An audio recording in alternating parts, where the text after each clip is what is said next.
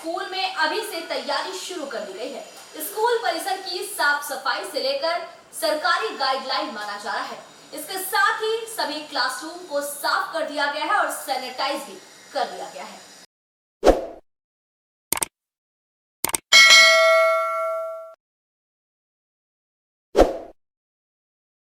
आगामी 16 नवंबर से राज्य सरकार के आदेश के बाद सभी स्कूल कॉलेज खोल दिए जा रहे हैं, जिसके लिए तैयारी शुरू कर दी गई है। क्लास 9वीं, 10वीं, 11वीं और 12वीं सहित ग्रेजुएशन के लिए कॉलेज खोल दिए जाएंगे। रानीगंज का सरकारी स्कूल, मारवाड़ी सनातन विद्यालय और प्राइवेट स्कूल डीएवी में तैयारी देखी गई। मारवाड़ी सनातन विद्यालय के प्रधानाचार्य ने कहा कि स्कूल परिसर में घास बड़े बड़े हो गए थे, जिसकी कटाई कर दी गई है। क्लासरूम की भी सफाई पूरी हो चुकी है और आगामी सोमवार पूरे स्कूल में सैनिटाइज कराया जाएगा ताकि महामारी से बचा जा सके। इसके साथ ही प्रिंसिपल ने कहा कि 1.5 साल के बाद स्कूल आएंगे बच्चे, इसलिए हमारे स्कूल की तरफ से उनका वेलकम किया जाएगा। हालांकि उन्होंने ऑनलाइन क्लासेस पर कहा कि जब ऑफलाइन क्लासेस शुरू कर दिए गए हैं तो फिर ऑनलाइन क्लासेस करवाने की जरूरत नहीं है। उन्होंने ऑनलाइन क्लासेस के प्रभाव का भी जिक्र करते हुए कहा कि आप सभी जानते हैं कि ऑफलाइन क्लासेस का प्रभाव बच्चों पर ज्यादा पड़ता है और ऑनलाइन क्लासेस का क्या हाल हुआ है ये किसी से छिपा नहीं है। सर, 16 नवंबर से सरकारी गाइडलाइन के आधार पर सभी विद्यालय खुल रही है। नवम, दसम, एकादश, द्वादश श्रेणी की रानीगंज मारवाड़ी सनातन विद्यालय में मैं हूँ इस वक्त। आप स्कूल के इस विद्यालय के प्रधानाध्यापक हैं। सर, आपने अपने स्तर से क्या क्या तैयारी की है विद्यालय खुलने की? पहले हम लोगों ने जो ग्रासेस हो गए थे मैदान के अंदर, कैंपस के अंदर, उसकी कटाई की। चारों कोने के कॉरिडोर्स को, क्लासरूम की सफाई की गई। प्राथमिक तौर पर हम लोगों ने सफाई करके पूरा रख दिया है। बेंचेज वगैरह सारे पोस्ट डाले गए हैं। यूरिनल्स वगैरह साफ करा के, ब्लीचिंग वगैरह करवा के हम लोगों ने प्राथमिक तौर पर रेडी रखा है। कल यानी 13 तारीख को हम लोग इसका सैनिटाइजेशन, फर्स्ट सैनिटाइजेशन कल करवाएंगे हम लोग, पूरे क्लासरूम, कॉरिडोर, यूरिनल्स, ऑफिसेस। और 15 तारीख यानी सोमवार को, ऐसे उस दिन छुट्टी का दिन है लेकिन फिर भी हम लोग व्यवस्था रखेंगे कि 15 तारीख को हमारे जो कर्मी हैं स्कूल के स्तर पर हम लोग पूरे क्लास को फिर एक बार सैनिटाइज करेंगे। जी, ये सफाई हो गई कैंपस के अंदर की। उसके बाद हम लोगों ने, सरकार की भी चिंता भावना है, डिपार्टमेंट ने भी निर्देश दिया है कि स्कूल के स्तर पर, चूँकि लड़के 1.5-2 साल के बाद आएंगे स्कूल, तो उनका एक फॉर्मल वेलकम होना चाहिए। वेलकम होम कर सकते हैं हम एक तरह से। तो इसके लिए हम लोगों ने एक छोटा बुके और थोड़ी रिफ्रेशमेंट टिफिन की व्यवस्था की है। चाहे केक होंगे, चाहे चॉकलेट्स होंगे, जो भी होंगे। सर, आप अपने बच्चों को, अपने छात्रों को किस प्रकार बुलाएंगे कि कक्षा में कौन कौन से छात्र पहले दिन आएंगे, फिर दूसरे दिन आएंगे? आप लोगों की क्या ऑनलाइन की व्यवस्था है? जैसे ऑनलाइन की हम लोगों के यहाँ व्यवस्था नहीं है जी। जब क्लासेस खुल रहे हैं तो ऑनलाइन के तो हम लोगों ने मेरिट डिमेरिट्स देख लिए कि क्या होते हैं, और जिनके पास वो सारा टेक्निकल सपोर्ट है, उस तरह की सारी व्यवस्थाएं वो लोग कर सकते हैं। प्राइवेट स्कूल्स में ऐसा किया गया, सरकारी में इस तरह की व्यवस्था नहीं हो पाई। हाँ, भले डिफरेंट चैनल से या न्यूज़ संवाद माध्यम ने जो क्लासेस ड्यूरिंग लॉकडाउन व्यवहार किए थे, उसको हम लोगों ने एक तरह से स्टूडेंट्स को मोटिवेट करके सपोर्ट किया था। तो even that did not work well with the students. नहीं तो आप लोग एक साथ में एक दिन में क्या 50% छात्र को बुलाएंगे या पूरे? हम लोग छात्र 2 ही बैठाएंगे। हमारे 15 बेंचेज हैं क्लास में, प्रत्येक क्लास में, और 1-2 हॉल हैं जहां मोर देन 20 हैं। तो हम लोग 30 हैं, तो इंटू 2 1। वहीं डीएवी स्कूल में भी सारी तैयारी पूरी कर ली गई है।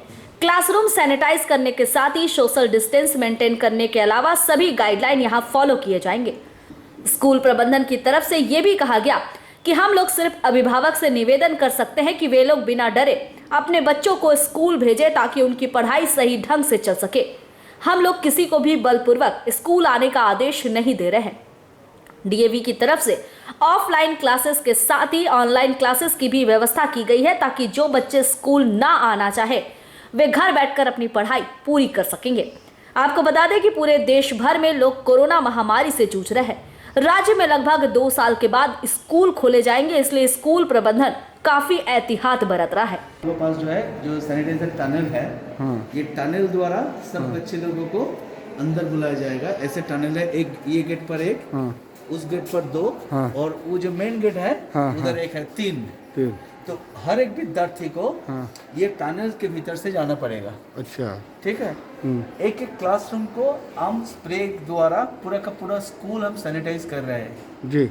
हाँ, ये लगातार सिलसिला हमने पिछले 4-5 दिन से शुरू किए हैं जी। आज भी हुआ है, कल भी होगा, और मंडे तो स्पेशल सैनिटाइजेशन होगा क्योंकि मंगलवार से स्कूल खुलने का। सर, आपके यहाँ पूरे सरकार का जो गाइडलाइन है 9, 10, 11, 12, तो आप भी इसी गाइडलाइन को फॉलो करते हुए 4 क्लास ही शायद बुला रहे हैं। 9, 10, 11, 12 चारों क्लास को हम बुला रहे हैं। हाँ। आधा स्टूडेंट्स को हम ऑफलाइन क्लास के लिए बुला रहे हैं, बाकी आधा स्टूडेंट्स को ऑनलाइन क्लास। मतलब मान लीजिए मैं एक क्लास में पढ़ा रहा हूँ, उसके साथ साथ दोनों क्लास चलेगा, एक तो ऑनलाइन एक ऑफलाइन। जी। आधा स्टूडेंट जो फिजिकली प्रेजेंट रहेगा क्लास में जी। बाकी जो 50% स्टूडेंट्स वो घर में बैठ करके ऑनलाइन भी क्लास अटेंड करेगा।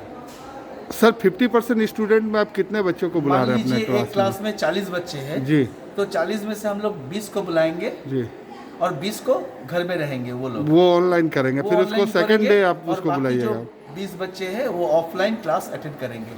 सर, आप लोग अगर किसी बच्चे को कोई कॉम्प्लिकेशन हो जाता है तुरंत तो हम लोग उसके लिए आप लोग उसके लिए आइसोलेशन रूम हमारे पास है जी। वो हमने अलग से रखे हैं। उधर एक बिस्तर भी है, सब कुछ उधर है।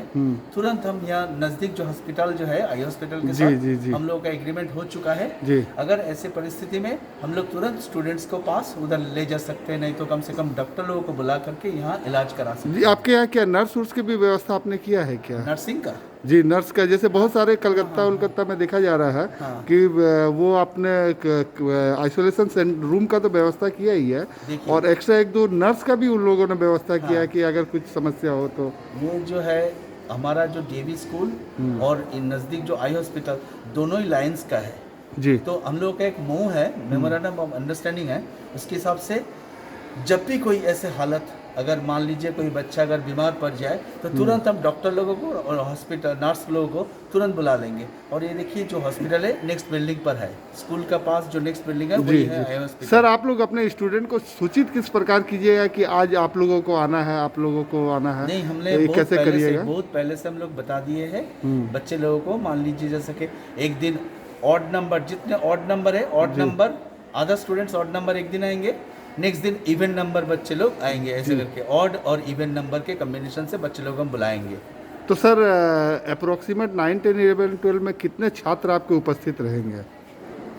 क्लास एक दिन में कितने रहेंगे?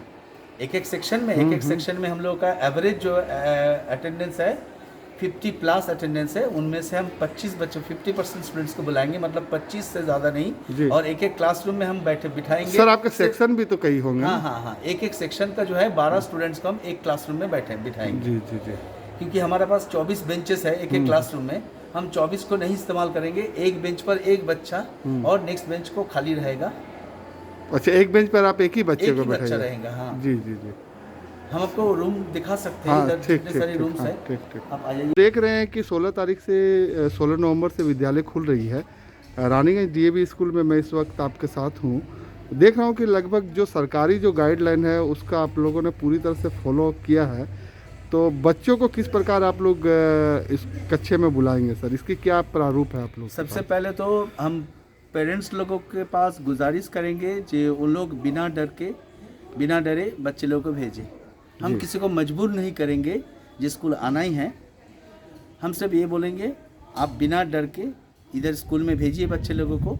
यहाँ सैनिटाइजेशन के लिए सब कुछ प्रबंध किया हुआ है जी। चाहे वो सैनिटाइजर टनल हो, बीच बीच में पूरा रूम स्प्रे होना चाहिए, सब कुछ इधर तैयारी हम लोग करके रखे हैं। पेरेंट्स लोगों से विनती करके हम यही बोलना चाहते हैं, पेरेंट्स लोग बिना डरे बच्चे लोगों को आराम से भेज सकते हैं। ठीक है, हम मजबूर नहीं कर रहे हैं, हम गुजारिश कर रहे हैं बच्चे पेरेंट्स लोगों को। सर, आपका नाम? मेरा नाम है प्रताप कुमार आदित्य। रानीगंज से सम्राट दास की रिपोर्ट, पीबी न्यूज।